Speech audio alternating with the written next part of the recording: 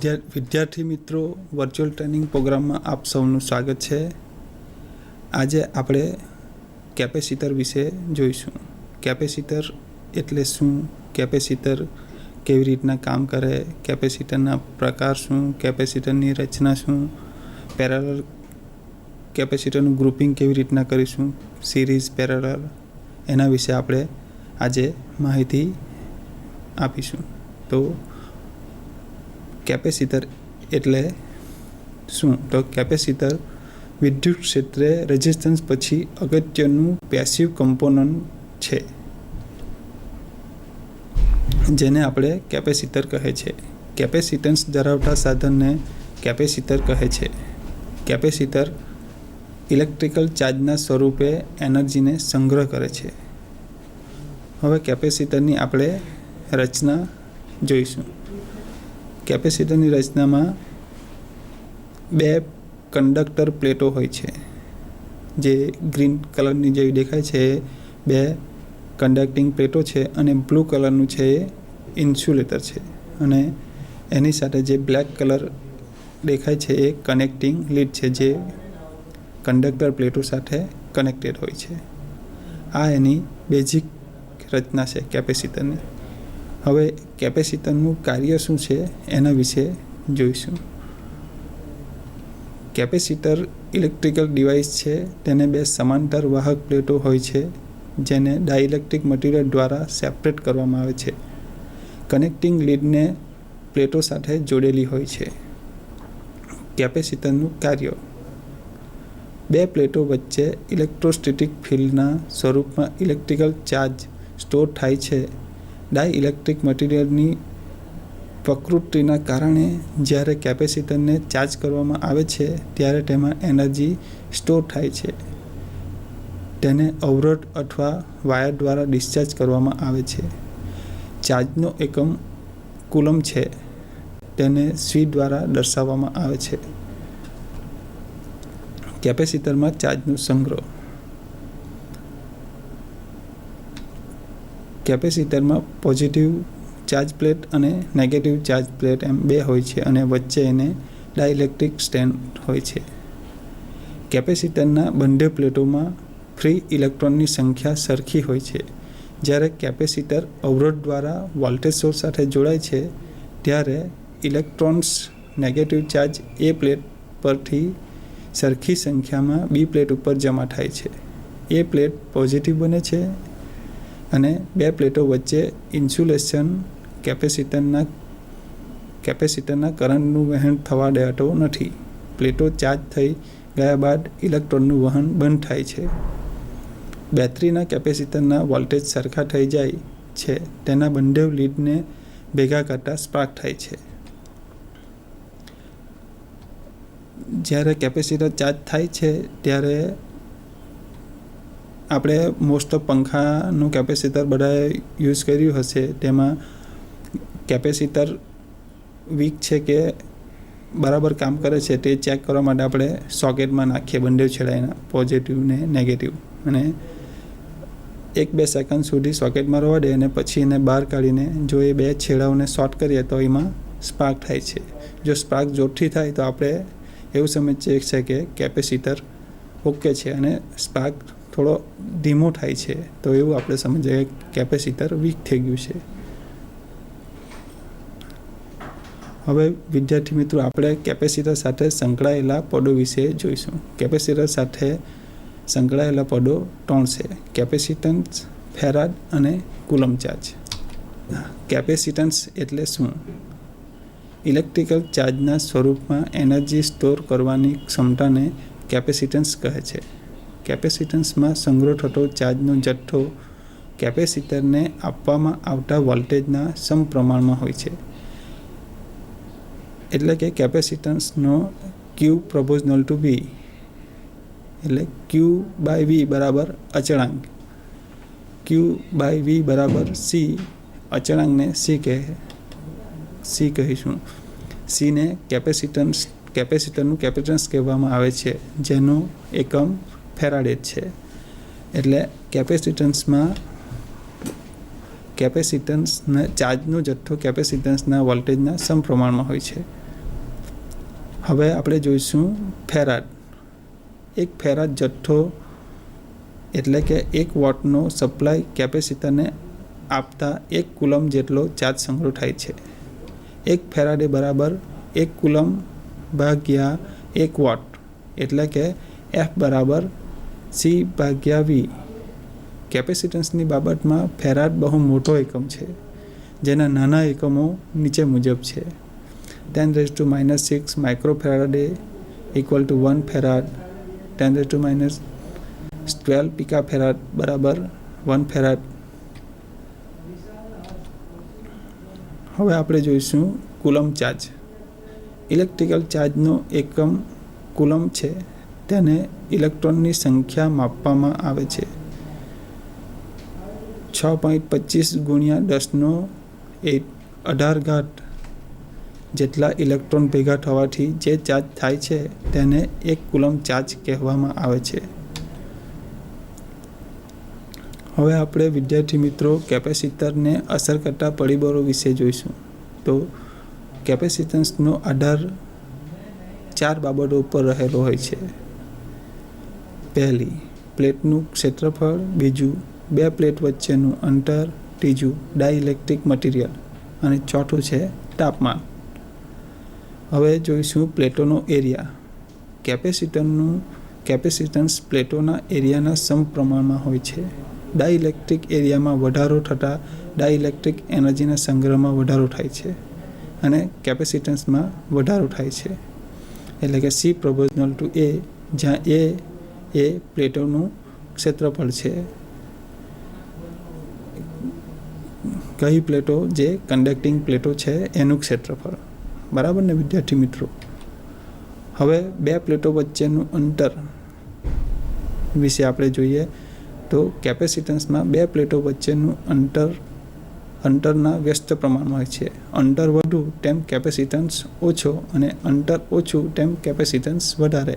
એટલે C proportional two 1/D, જ્યાં D એ 2 પ્લેટો વચ્ચેનું અંતર છે. Dielectric material. ડાઇલેક્ટ્રિકની પ્રકૃતિ પર કેપેસિટન્સ પર રહેતા વીજભાર Q અને 2 પ્લેટો વચ્ચેનું વીજ સ્થિતિમાનનો તફાવત Vના ગુણોત્તરને આ સંગ્રહની ક્ષમતા કહે છે. C બરાબર Q/V. કેપેસિટન્સનું વર્ગીકરણ. કેપેસિટન્સનું વર્ગીકરણ 2 રીતે છે: ફિક્સ વેલ્યુ કેપેસિટર અને variable value capacitor. Fix value capacitor એટલે કે કોઈ પણ કેપેસિટરની ફિક્સ વેલ્યુ હોય, ને વેરિયેબલ કેપેસિટર વેલ્યુ એટલે એને આપણે પંખાના રેગ્યુલેટરને કેમ ફાસ્ટ ધીમો કરી શકીએ એ રીતના એમાં વેલ્યુ આપણે વેરી કરી શકાય છે. હવે ફિક્સ વેલ્યુ કેપેસિટરના પ્રકારો જોઈએ તો ફિક્સ વેલ્યુ કેપેસિટરના પ્રકાર છે ceramic capacitor, mica capacitor, electrolytic capacitor, paper અથવા પ્લાસ્ટિક કેપેસિટર. અને વેરિયેબલ વેલ્યુ કેપેસિટરના પણ પ્રકાર છે. તેમાં છે એર કેપેસિટર અને બીજું છે ટ્રીમર અને પેડર્સ. હવે આપણે જોઈશું ફિક્સ વેલ્યુ કેપેસિટર, જેમાં સિરામિક કેપેસિટર કેવું હોય તે. તો સિરામિક કેપેસિટરમાં આપણે આગળ જોઈએ તેમ 2 પ્લેટો જ હોય છે. જેમાં બ્લુ કલરનું બતાવ્યું છે એ આપણને પ્રોટેક્ટિવ કોટિંગ છે, જે ખાલી આખું કેપેસિટર બની જાય પછી એના ઢાંકવા માટેનું છે. એની અંદર જે છે એ શું છે? Dielectric ceramic disc. ને જે ઓરેન્જ કલરનું દેખાય છે એ ઇલેક્ટ્રોડ છે. એવા 2 છે, એક નીચે, એની વચ્ચે ઇન્સ્યુલેટર અને એક ઉપર. ને 2 પ્લેટોને જોડતો બંને પ્લેટોને કનેક્ટિંગ વાયર સાથે જોડેલી હોય છે અને એને પોઝિટિવ અને નેગેટિવ 2 છેડા બહાર કાઢવામાં આવે છે અને આખું એને બ્લુ અથવા કોઈ પણ કલરમાંથી એને પ્રોટેક્ટિવ કોટિંગ કરી દેવામાં આવે છે. આ રીતના સિરામિક કેપેસિટર બને છે. સિરામિક ખૂબ જ ઊંચા ડાઇલેક્ટ્રિક કોન્સ્ટન્ટ પૂરો પાડે છે. તેની નાની સાઇઝના કેપેસિટરમાં પણ વધુ કેપેસિટન્સ સંગ્રહ થઈ શકે છે. તેની પ્લેટો સિરામિકની બનેલી હોય છે. પ્લેટની દરેક સાઇડ સિલ્વર ઇન્સ્યુલેશન હોય છે અને તે નાની સાઇઝમાં મળે છે. તે 1 માઇક્રોફેરાડેથી 2.2 માઇક્રોફેરાડે અને 6 kV સુધી વોલ્ટેજ રેટિંગમાં હોય છે. હવે આપણે જોઈશું માઇકા કેપેસિટર. માઇકા કેપેસિટરમાં મેટલ ફોઇલ અને માઇકા એમ 1/1 સ્ટેપ હોય છે, જેને આપણે કહીશું સ્ટેકની ગોઠવણી. પહેલું પડ માઇકાનું, બીજું ફોઇલનું, માઇકા ફોઇલ એ રીતના બનાવવામાં આવે છે અને તેને પ્રેસ કરી અનકેપ્ચર કરેલ હોય છે. માઇકા કેપેસિટર 2 પ્રકારના હોય છે. સ્ટેક ફોઇલ કેપેસિટર, તેમાં મેટલ કોઇલ અને માઇકાની પાતળી શીટના ક્રમશઃ પડ હોય છે. મેટલ કોઇલ સ્વરૂપ પ્લેટ ફોઇલ સ્વરૂપમાં ભેગી કરવામાં આવે છે, તેથી તેનો એરિયામાં વધારો થાય છે. તેને કેપેસિટન્સ વધે છે. માઇકા કેપેસિટર 0.1 થી 1 પિકાફેરાડ વોલ્ટેજ રેટિંગ 100 થી 2500 વોટ DC સુધીના મળે છે. હવે જોઈશું ઇલેક્ટ્રોલિટિક કેપેસિટર. ઇલેક્ટ્રોલિટિક કેપેસિટરમાં એલ્યુમિનિયમની ફોઇલ હોય છે, વચ્ચે પેપર હોય છે અથવા ઓક્સાઇડ ફિલ્મ હોય છે અને ઇલેક્ટ્રોલિક કેપેસિટર પોલરાઇઝ હોય છે. તેને એક પ્લેટ પોઝિટિવ અને બીજી પ્લેટ નેગેટિવ હોય છે. તેનું કેપેસિટન્સ 2,00,000 માઇક્રોફેરાડ જેટલું ઊંચું હોય છે. તેના બ્રેકડાઉન વોલ્ટેજ 350 વોલ્ટ જેટલા હોય છે. ઇલેક્ટ્રોલિટિક કેપેસિટરના 2 પ્રકારના હોય છે, એલ્યુમિનિયમ અને ટેન્ટેલમ. આ કેપેસિટરનો ઉપયોગ DC માટે થાય છે, AC માટે નહીં. પોલરાઇઝ રિવર્સ જોડવાથી હાઈ કરંટ કેપેસિટીમાંથી પસાર થાય છે તો તે ફાટી જાય છે. પેપર કેપેસિટર અથવા પ્લાસ્ટિક કેપેસિટર. પેપર કેપેસિટર આપણે પેપરની જેમ ફોઇલ કરીએ એ રીતના ફોઇલ કરીને બનાવેલા હોય છે. તેમાં એક પડ કંડક્ટરનું અને બીજું ઇન્સ્યુલેટરનું. ઇન્સ્યુલેટરનું આ રીતના ગોઠવણી કરીને ફોઇલ બનાવવામાં આવે છે, જે આપણે પેપર કેપેસિટર ફિગર એમાં જોઈ શકાય છે. એ જ રીતે આખું એને કમ્પ્લીટ કરીને જે વાળીને એની કનેક્ટિંગ લીડને બહાર કાઢીને ફિગર બીમાં બતાવ્યું એ પ્રમાણે કમ્પ્લીટ થશે. આ પ્રકારના કેપેસિટન્સમાં પેપર તરીકે પોલીકાર્બોનેટ અથવા પેરેલેન માઇલરનો ઉપયોગ ડાઇલેક્ટ્રિક મટીરિયલ તરીકે થાય છે. હવે આ ફિક્સ વેલ્યુ કેપેસિટરને આપણે અલગ અલગ પ્રકાર જોયા. એમાંના અમુક કેપેસિટરો આપણી પાસે છે, તે આપણે તમને હું ટેલિપોથીથી બતાવું છું.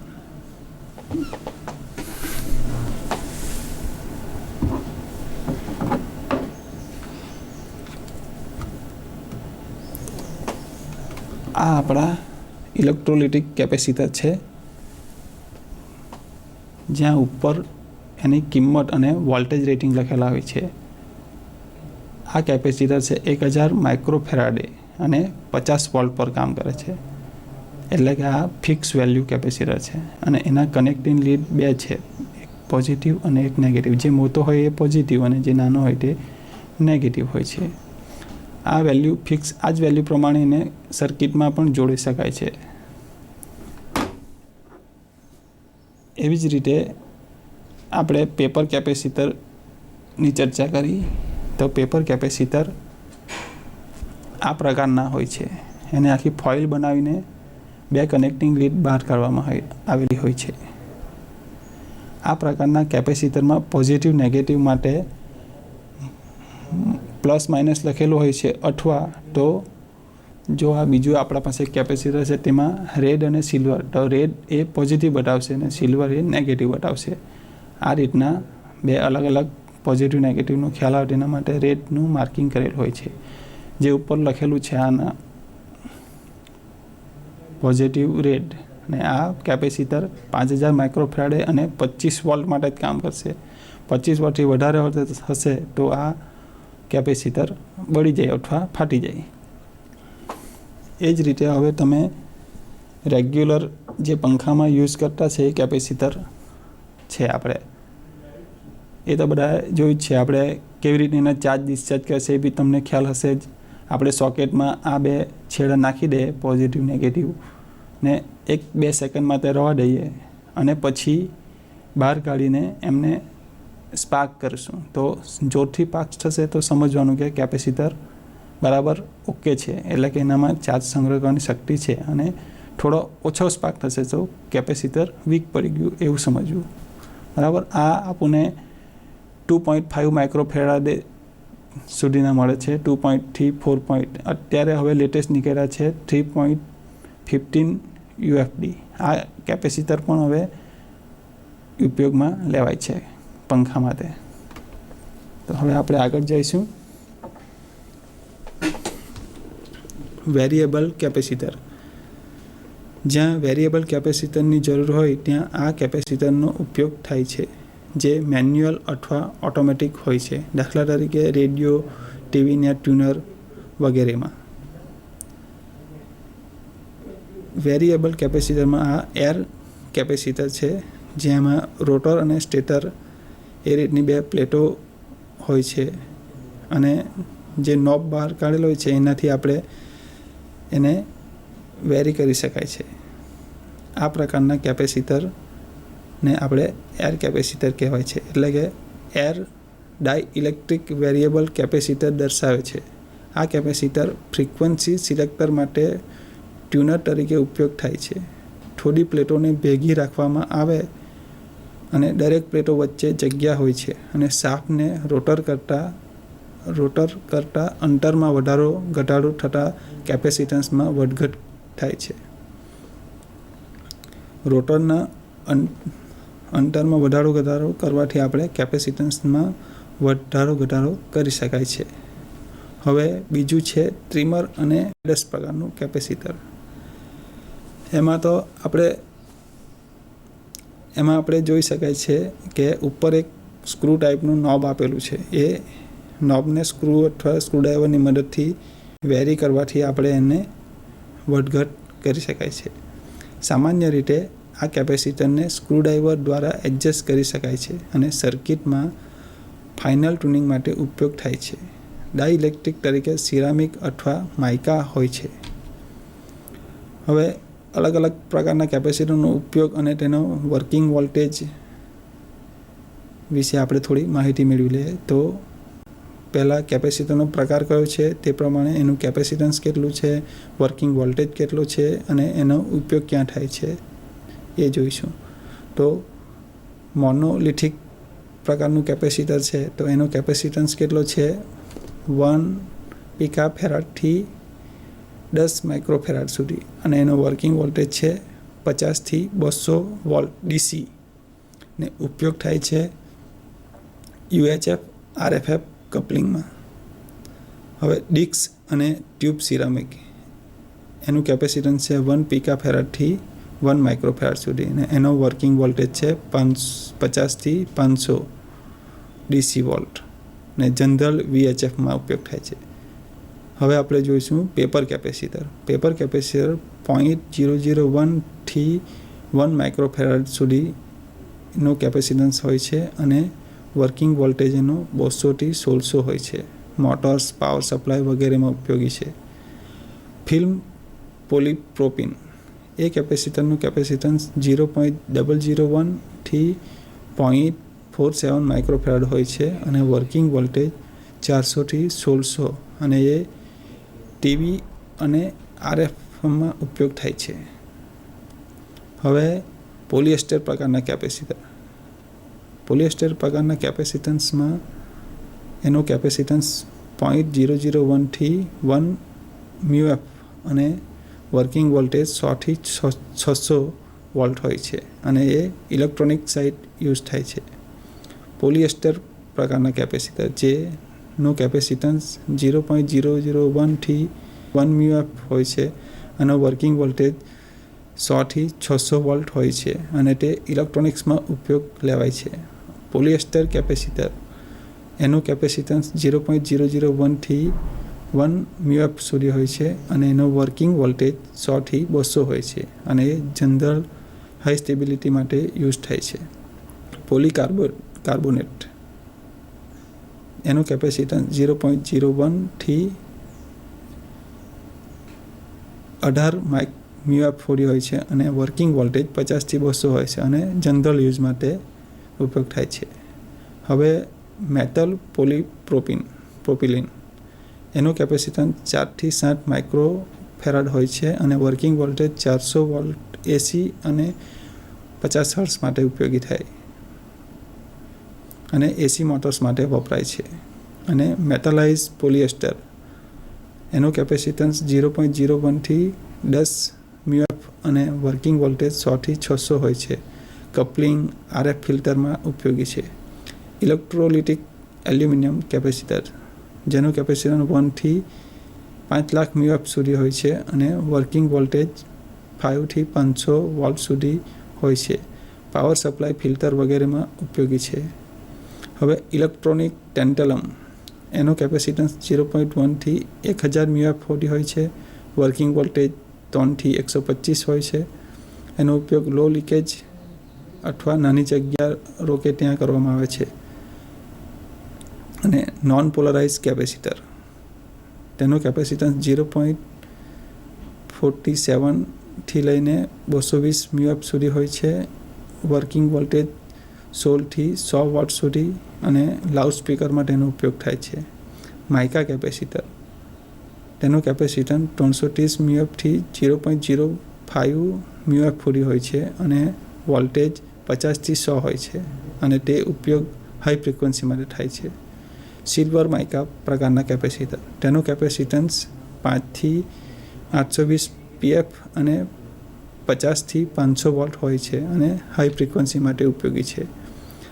હવે વેરિયેબલ સિરામિક પ્રકારના એનું કેપેસિટન્સ 1.5 થી 16 અને 100 પિકાફેરાડ સુધી હોય છે અને વર્કિંગ વોલ્ટેજ 200 હોય છે.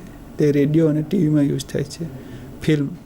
ફિલ્મ પ્રકારના કેપેસિટર એનો કેપેસિટન્સ 0.85 થી લઈને 1.2 પિકાફેરાડ સુધી હોય છે અને વર્કિંગ વોલ્ટેજ 50 હોય છે. ઓસિલેટર એન્ટેના RF સર્કિટમાં ઉપયોગી છે. એર પ્રકારના કેપેસિટર એનો કેપેસિટન્સ 10 થી 365 પિકાફેરાડ હોય છે અને વર્કિંગ વોલ્ટેજ 50 હોય છે. બ્રોડકાસ્ટ રિસીવર વગેરેમાં ઉપયોગ થાય છે. ટેલિફોન પ્રકારના કેપેસિટર જેનો કેપેસિટન્સ 0.25 થી 1.5 પિકાફેરાડ હોય છે અને 2000 વર્કિંગ વોલ્ટેજ હોય છે. VHF અને UHFમાં ઉપયોગી છે. હવે વિદ્યાર્થી મિત્રો ચર્ચા કરીશું વિદ્યુત ક્ષેત્રે કેપેસિટરનો ઉપયોગ. તો સિંગલ ફેઝ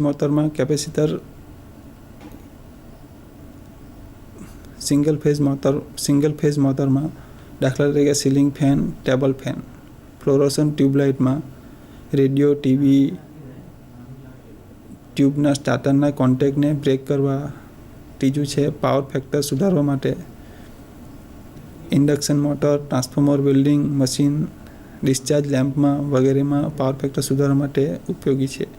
રેક્ટિફાયર સર્કિટમાં શુદ્ધ ડીસી કરવા માટે કેપેસિટર ઉપયોગી છે. હવે આપણે કેપેસિટરનું ગ્રુપિંગ કેવી રીતના કરીશું તેના વિશે માહિતી આપીશું. કેપેસિટરના ગ્રુપિંગની જરૂરિયાત. ચોક્કસ કાર્ય માટે આપણે જરૂરી કેપેસિટન્સ કે વર્કિંગ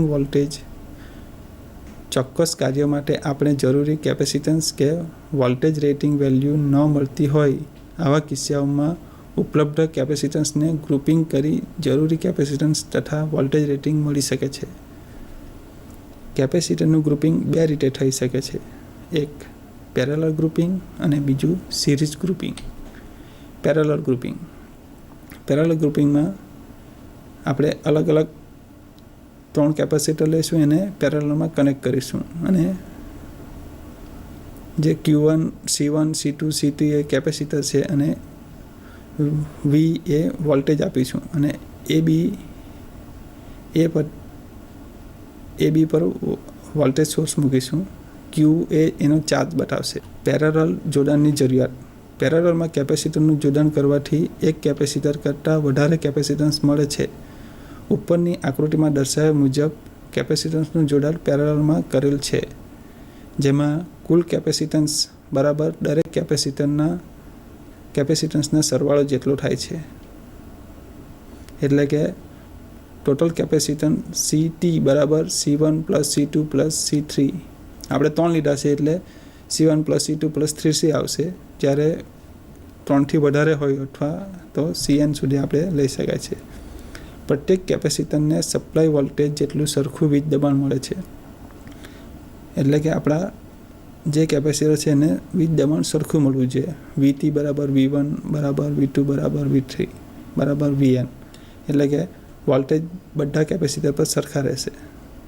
ત્રીજું, પ્રત્યેક કેપેસિટરમાં તેની કિંમતના પ્રમાણમાં અલગ અલગ ચાર્જનો સંગ્રહ થાય છે.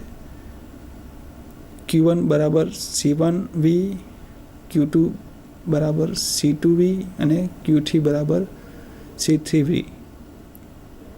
આ આપણે જોયું પેરેલલમાં કનેક્શન કરવાથી કેપેસિટન્સ કેવી રીતના મળે તે, ટોટલ કેપેસિટન્સ અને એનો ચાર્જ. હવે આપણે જોઈશું સિરીઝમાં ગ્રુપિંગ. સિરીઝમાં એટલે વિદ્યાર્થી મિત્રો તમને ખબર જ હશે, સિરીઝમાં એક લાઇનમાં સીધા બધા કેપેસિટર જોડી દે તેને આપણે સિરીઝ ગ્રુપિંગ કહીએ છીએ. સર્કિટમાં કુલ કેપેસિટન્સ ઘટાડવા માટે સિરીઝ ગ્રુપિંગ કરવામાં આવે છે. ઉપરની આકૃતિમાં દર્શાવ્યા મુજબ કેપેસિટરનું સિરીઝમાં જોડાણ કરેલ છે, જેમાં કુલ કેપેસિટન્સ બરાબર ઓછામાં ઓછી કેપેસિટન્સની વેલ્યુ કરતાં ઓછા હોય છે. કારણ કે પ્લેટો જુદી જુદી હોવાથી તેની જાડાઈમાં વધારો થાય છે. તેની અસરકારક એરિયા નાનામાં નાની પ્લેટ જેટલો હોય છે. હવે સિરીઝમાં કનેક્શન કરવાથી કેપેસિટન્સ કેવા મળે તે આપણે જોઈશું.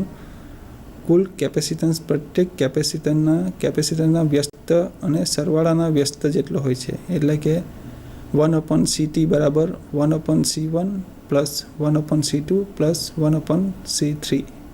અને પ્રત્યેક કેપેસિટર આગળ થતો વોલ્ટેજ ડ્રોપ કેપેસિટરની કિંમતના પ્રમાણમાં અલગ અલગ હોય છે.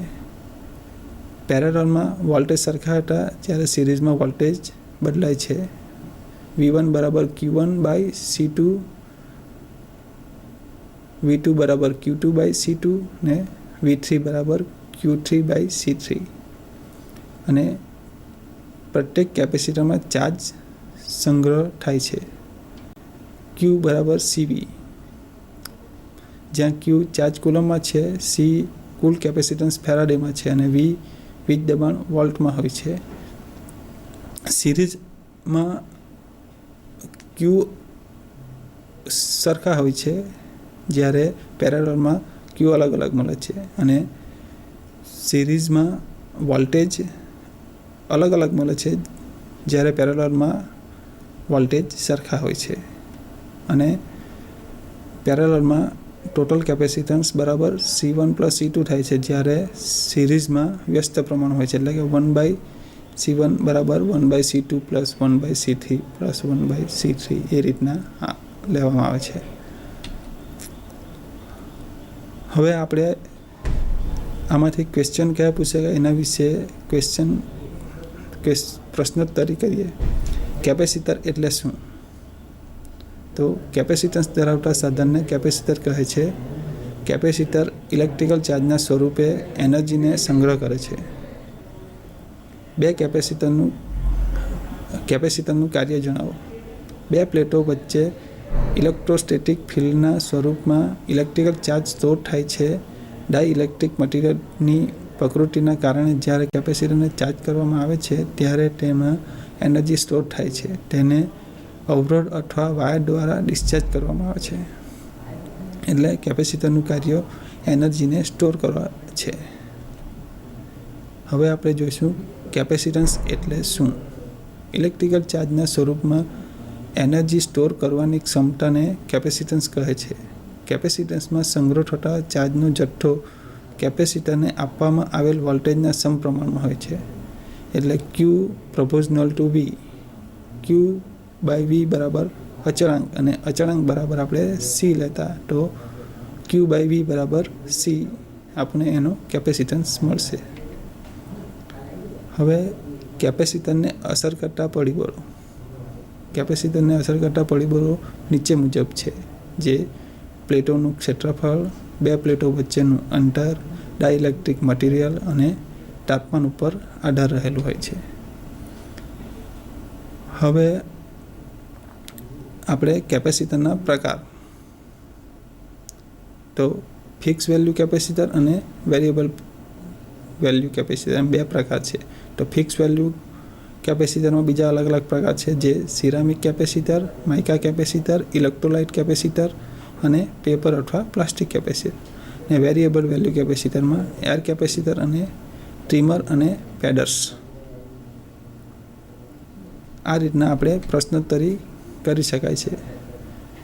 તો આજનું આ આપણું લેસન કેપેસિટરનો ટૉપિક પૂર્ણ થાય છે. તમારો ખૂબ ખૂબ આભાર.